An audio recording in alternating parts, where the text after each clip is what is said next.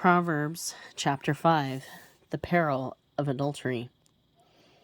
My son, pay attention to my wisdom, lend your ear to my understanding, that you may preserve discretion, and your lips may keep knowledge.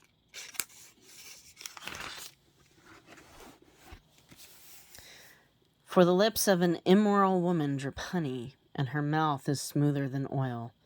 But in the end, she is bitter as wormwood, sharp as a two-edged sword. Her feet go down to death, her steps lay hold of hell. Lest you ponder her path of life, her ways are unstable. You do not know them. Therefore hear me now, my children, and do not depart from the words of my mouth.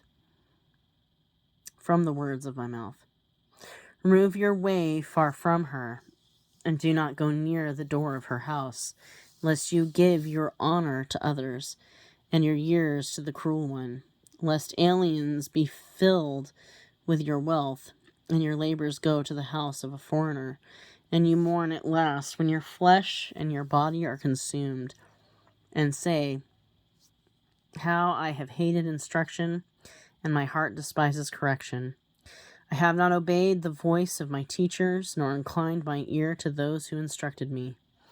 I was on the verge of total ruin, in the midst of the assembly and congregation.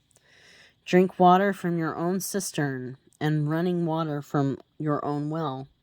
Should your fountains be dispersed abroad, streams of water in the streets, let them be only your own, and not for strangers with you.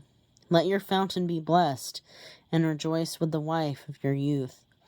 As a loving deer and a graceful doe, let her breast satisfy you at all times, and always be enraptured with her love.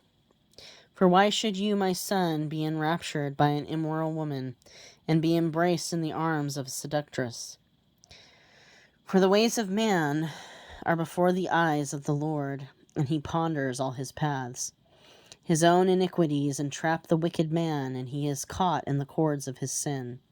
He shall die for lack of instruction, and in the greatest of his folly he shall go astray.